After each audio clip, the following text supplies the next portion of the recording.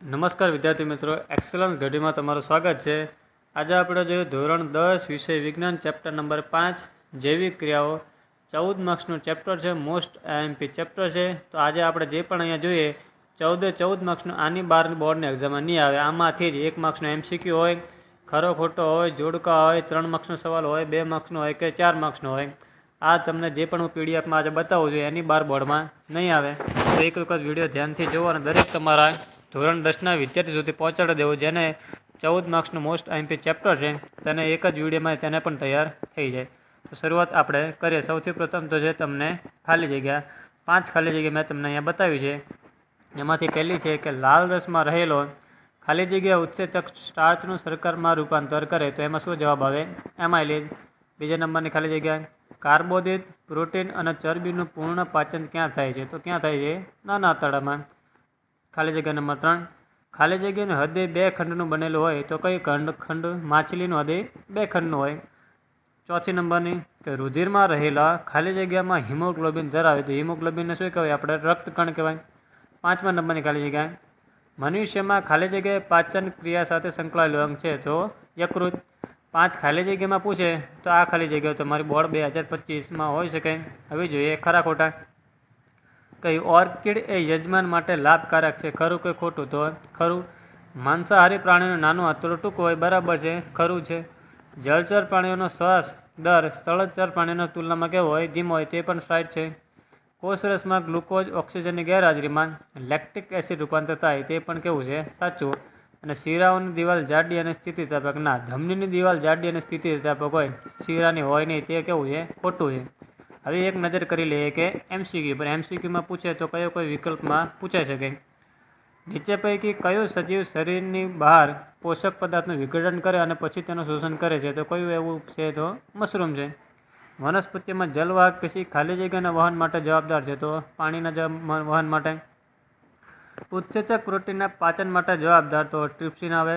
પાચન નળીમાં ચરબીનું ખાલી જગ્યામાં રૂપાંતર થાય તો ફેટી એસિડ અને ગ્લિસરોલ બંનેમાં થઈ શકે છે. કઈ ક્રિયા દ્વારા મુક્ત થતી ઉર્જા તરત જ એટીપીમાં સ્વરૂપમાં સંશ્લેષણ થાય? તો કઈ ક્રિયા? પ્રકાશ સંશ્લેષણ. મોટા આંતરડામાં પાણીનું શોષણ ખાલી જગ્યા દ્વારા થાય તો રસાયણકુરો દ્વારા થાય. ઉભયજીવી પ્રાણીનું હૃદય કેટલા ખંડનું હોય? તો 3. વિધાન પી અને ક્યુમાંથી તમારે જોવાનું છે આરમાંથી કે શું છે? તો વિધાન પી છે તમારું કે રુધિરને હૃદયમાંથી શરીરના વિવિધ અંગો તરફ લઈ જતી રુધિરવાહિનીઓ ધમની કહેવાય, બરાબર. અને ધમનીઓની દિવાલ જાડી સ્થિતિસ્થાપક હોય, તે પણ સાચું છે. વિધાન આર ધમનીઓમાં રુધિરને એક જ દિશામાં વહેતું ના. આ કેવું છે? ખોટું છે. તમારામાં સાચા કયા છે? ખાલી પી અને આર. અને વાલ્વ હોય છે તો વાલ્વ બરાબર હોય છે. બી અને પી અને આર તમારા કેવા છે? સાચા.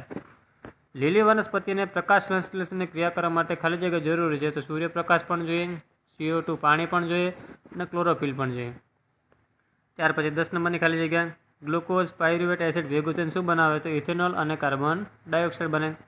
જોડકા જોડવાના લાળને કઈ? મોઢામાં રહેલી લાળને એમાઇલેજ કહેવાય. જઠરમાં જે હોય એને પેપ્સિન કહેવાય અને સ્વાદુરસમાં એને ટ્રિપ્સિન કહેવાય. ત્યાર પછી તમારા 1 માર્ક્સના સવાલ એક નજર તમે જોઈ લો કે વાયુ કોષ્ટકો કોને કહેવાય? એટીપીનું પૂરું નામ. આ રીતના તમારે 1 માર્ક્સનો સવાલ પૂછાઈ શકે છે. કદાચ તમને પૂછે કે ભાઈ આકૃતિમાં જે દેખાય નામ નિર્દેશન કરો, શું દેખાય છે આમાં? તો સાઈડમાં જે પેલું એક્સ છે એ મૂત્રપિંડ છે અને વાય છે મૂત્રવાહિની દેખાય છે. તમારે તે નામ લખવાના આવે. ત્યાર પછી આ તો વાત થઈ આપણે વિભાગ એની. હવે જોઈએ કે વિભાગ બીમાં 2 માર્ક્સને તમને કયા કયા સવાલ પૂછાઈ શકે. તેના આપણે જવાબ સાથે, એવું નથી કે ખાલી સવાલ જવાબ સાથે આપણે અહીંયા બતાવ્યું છે. તો એક વખત તમે એના પર પણ નજર કરી લો. સવાલ દેખાય છે સામે, જવાબ પણ તમને દેખાય છે કે વિભાગ બી 2 માર્ક્સમાં તમને કયા કયા સવાલ પૂછાઈ શકે છે.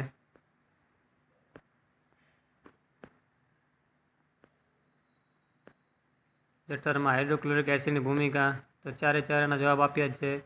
એસિડ માધ્યમ જાળવે, અદ્રાવ્ય ક્ષારને ઓગાળે. લસિકાનું શું કામ છે? તો લસિકાનું કામ પ્રવંગવિહીન પ્રવાહી છે, એના કામ શું હોય છે? ત્યાર પછી છે તમારા જોડકા. બધા આ ચેપ્ટરના જેટલા પણ તફાવત આવે છે એ તમને મેં અહીંયા બતાવી દીધા છે કે જારક શ્વસન, અજારક શ્વસનનો તફાવત આપો તો એ લાઇનસર તમને મુદ્દા વાઇઝ બતાવ્યો છે. જલવાહક અને અનુવાહકનો તફાવત તમારે લખવો હોય તો વિડીયોને પોઝ કરી અને શાંતિથી તમે લખી શકો છો. હું હમણાં બનાવીશ તો વિડીયો બહુ લાંબો થાય, એના માટે થોડીક સ્પીડમાં જઈએ આપણે. કર્ણક અને શેપકનો તફાવત, ધમની અને શીરાનો તફાવત, ત્યાર પછી રુધિર અને લસિકાનો તફાવત, સ્વયંપોષી પોષણ અને વિષમપોષીનો તફાવત, બધા જ તફાવત આ ચેપ્ટરમાં જેટલા પણ આવે બધા જ મેં તમને આ વિડીયોમાં બતાવી દીધા છે. ત્યાર પછી જોઈએ આપણે વિભાગ ડી એટલે કે 4 માર્ક્સનો આ ચેપ્ટરમાંથી કયો સવાલ પૂછાઈ શકે છે. પહેલો જ સવાલ છે તમારો વાયુરંધ્ર. વનસ્પતિમાં વાયુરંધ્રની ભૂમિકા, રચના લખવાની, એનું કાર્ય લખવાનું, આકૃતિ દોરવાની. ત્યાર પછી બીજો સવાલ મોસ્ટ આઈએમપી અમીબાનું પોષણ આ વખતે પૂછાઈ શકે છે. એની આકૃતિ દોરી તેના કામ અને કાર્ય લખવાના. ત્યાર પછી ત્રીજો સવાલ મનુષ્યના પાચન તંત્રને સ્વચ્છ આકૃતિ દોરી તેનું નામ અને નિર્દેશન કરો. સાઈડમાં આકૃતિ બતાવી છે તેનું નામ, નિર્દેશન, મુખમાં શું કામ હોય છે, અન્નનળીમાં શું કામ હોય, જઠરમાં ખોરાક કેટલા ઘડી રહે છે, નાનું આંતરડું, મોટું આંતરડું, બધું જ આપણે લાઇનમાં જ મુદ્દા વાઇઝ તમને સરળતાથી યાદ રહે તે રીતે આપણે બનાવીને મૂક્યું છે. તો વિડીયોને એક વખત તમારા ફ્રેન્ડ સાથે જરૂરથી શેર કરી દેજો. ત્યાર પછી આપણો મોસ્ટ આઈએમપી સવાલ મનુષ્યનું હૃદયની અંતઃશ્લેષણ આકૃતિ એટલે કે કદાચ તમને મનુષ્યનો આપણો પંપ પૂછે, મનુષ્યનું રુધિરનું બેવડું પરિવહન પૂછે તો પણ તમને હૃદય લખવાના આ સવાલ અલગ અલગ રીતે તમને પૂછાઈ શકે છે. ત્યાર પછી મનુષ્યના શ્વસનના અંગો લખી અને વિશેષણ અને નોંધ લખવાની છે. શ્વાસ ક્યાંથી ક્યાં જાય, શ્વાસ નળીનું કામ શું, ફેફસાનું કામ શું, બધું તમારે મુદ્દા વાઇઝ આપેલું છે આપણે.